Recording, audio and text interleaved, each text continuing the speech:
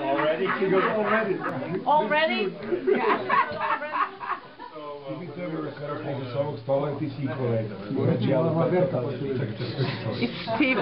we were starting a gynecologic oncology program in Salem, Oregon, which is the largest city outside of Portland. In the world. So when OHSU was working with us, I said, yes, we'd be willing to do that if Tanja would be the person to lead the charge. So, Tanja, thank you so much.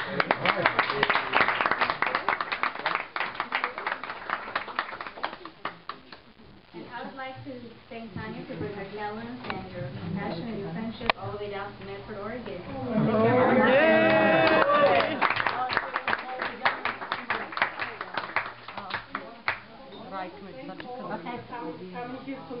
Кажи нещо леко.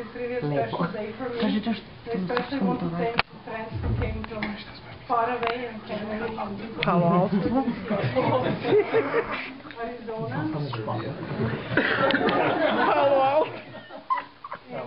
And each of you were so special to me, and when I was thinking about this, then I realized that I can't say something about everybody. And then I kind of took advantage of some poetry that I shared previously with Jeff, and it's a poem that's so dear to me. I learned about it about 20 years ago. No, more. 15.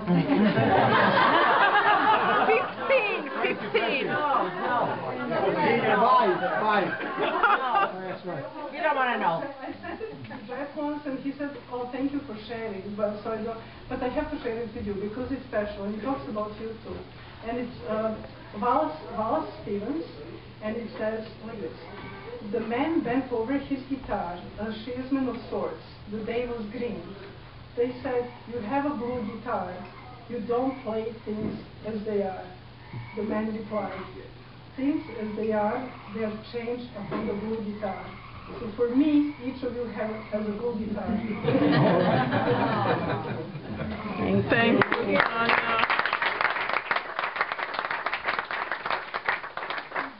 So Tanja, this table knew you before you were an MD? Serbia. My brothers. On my side of the family, there were 3 daughters.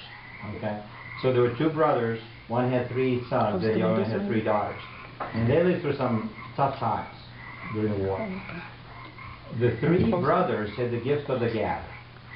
I mean, they were just incredible. They could talk about anything at any depth for any length of time. Well, yeah, this was advanced. This was kind of at the end of the bell curve, right there.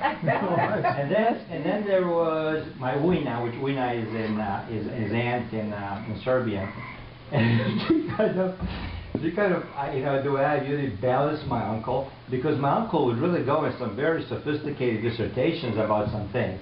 And she will always be kind of the political equalizer, okay? She'd say, well, maybe Bronco, it's not so bad. Or maybe Bronco, we can look at it in another way. Tanja, tell your mom. And then, but the thing about Tanja is that she, in the way I view Tanja, which is the very unique thing about Tanja, is that she kind of melted the two. So all of you that know her, she's kind of a very mellow, compassionate, nice, wonderful person. But then, now and then, she'll ask you questions. You're answering the question, and you think you're on a reasonable track somewhere, and then suddenly, when the Americans call, you get this curveball with the final question, and you kind of go, where did that come from? So there was this little wisp of intellect and cynicism, just a sprinkling of cynicism, which is extremely refreshing, because it comes from somebody who's real mellow. And so that's how I think, her dad's traits and her mom's traits kind of melted together. Am I wrong? Am I way off? No, you're no way. There you go. That was well put.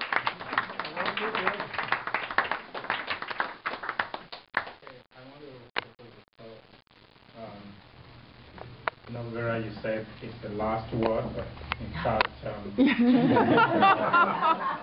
I can always go back on that. Not the problem. so I come from probably the coldest city from in the country. I don't know. So I'm from Buffalo, New York.